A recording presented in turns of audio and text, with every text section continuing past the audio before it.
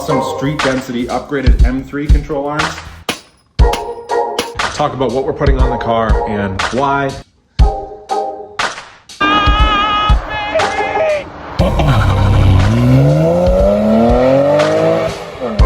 We adjusted it quite a bit so that it would be perfectly on there.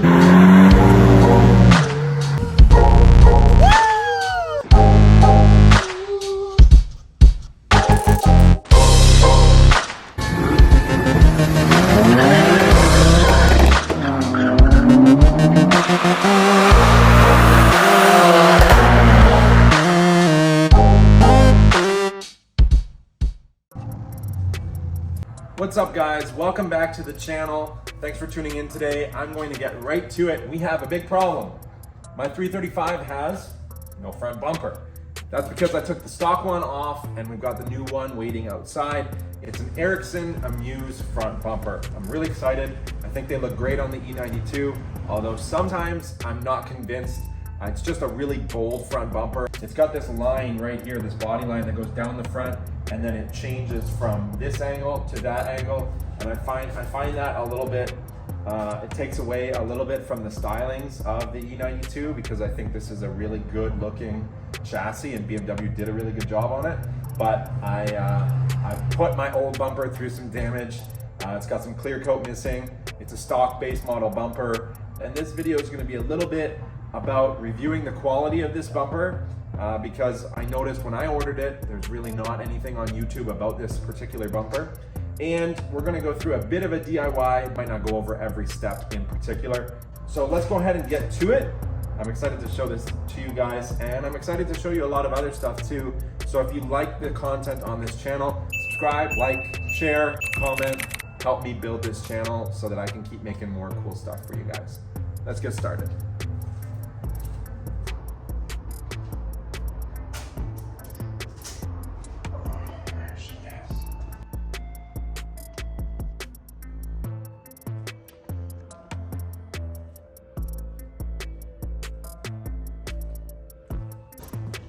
So we've got the bumper right here, obviously.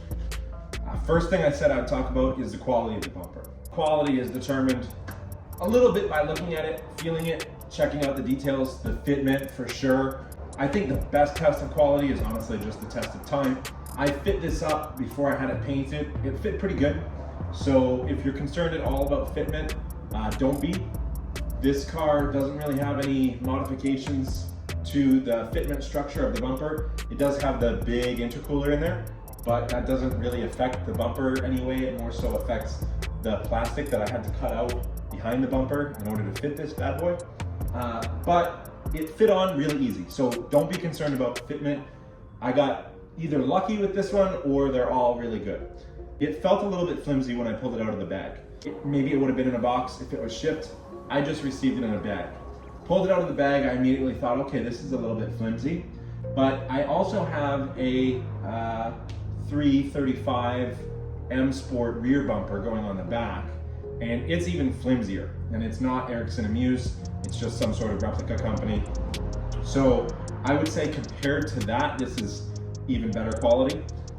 These are expensive bumpers. Like, they come with those carbon fiber lower pieces, and I paid like $950 Canadian for this bumper, and then another $600 to have it painted.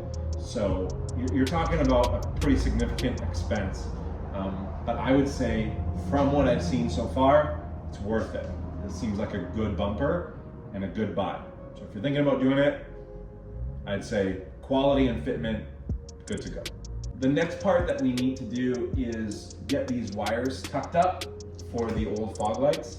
Probably just gonna tape those somewhere under here. And I'm gonna put the kidney grills and the lower grills back in the bumper so that I can install it on the car.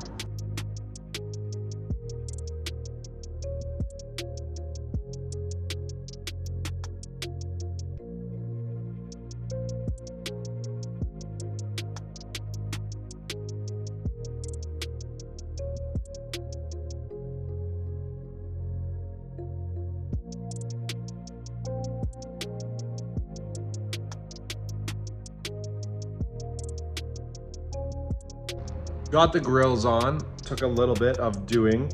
especially the kidney grills. They were kind of tight at the top.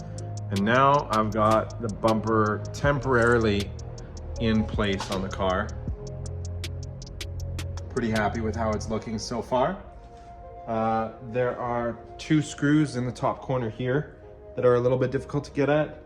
One's near the end and one's more towards the middle. There are some tabs in the headlights. 1, 2, that just kind of push in to keep things aligned. And then there should be this T27 or T30. These 2 bolts here, these are still just kind of loose. There's supposed to be another 2 of them right here, but I forgot to drill out the bumper for it earlier. I don't know if you can see it in there, but you can maybe see where the bolt is supposed to go in right there. So that would definitely help keep things a little bit more secure, because there's a bit of play in it, but it's not too bad. So I might drill these out and put a screw in. Not sure about that yet. And then over on this side, the screws were a little harder to get in. This screw on this side was stripped out, so I actually just put a zip tie through and zip tied it up to the fender.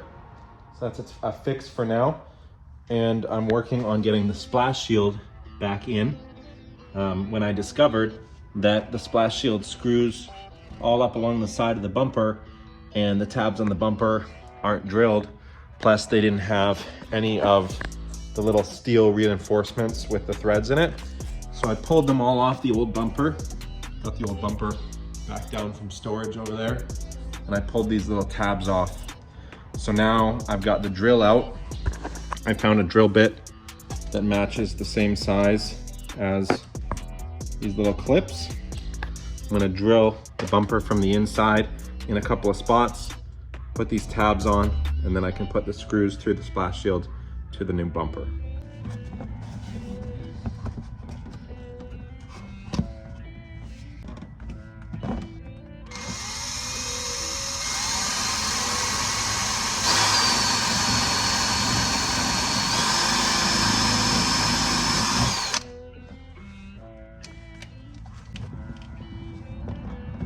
There you go. So that's the plastic tab on the bumper, and then I just drilled through and installed that little steel threaded tab on it.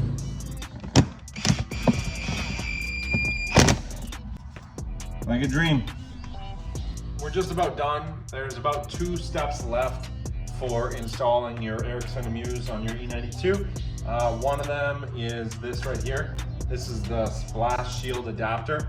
The bumper doesn't go far enough back to reach your splash shield, so you're supposed to install this, screw the bumper into the front, and then screw your splash shield into the back. I don't run a splash shield, so I'm not using that.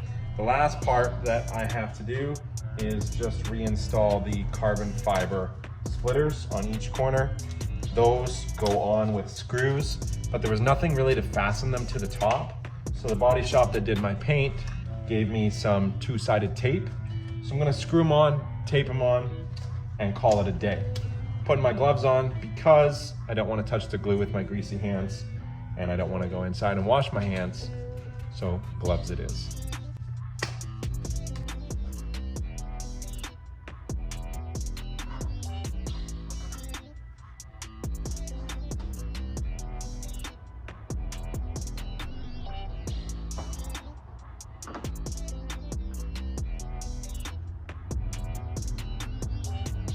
Carbon fiber really isn't made to bend, and the way this bumper is, it almost seems like this carbon fiber needs to bend to fit properly. If I put this corner right in the corner of the indent on the bumper, then as you can see, this corner is a bit too low. It really needs to come up, which involves me pressing this in. When I press it in, it fits a lot better, but then it pulls this corner away. So it's like the carbon fiber really isn't shaped. It's like the carbon fiber really isn't shaped properly for the bumper. And I almost like the look of it more without it. I'm not sure on this one. I think I'm gonna actually leave these off for a little while and let the paint cure. And then I'll put them on later when I decide if I really want them. So I might not want them.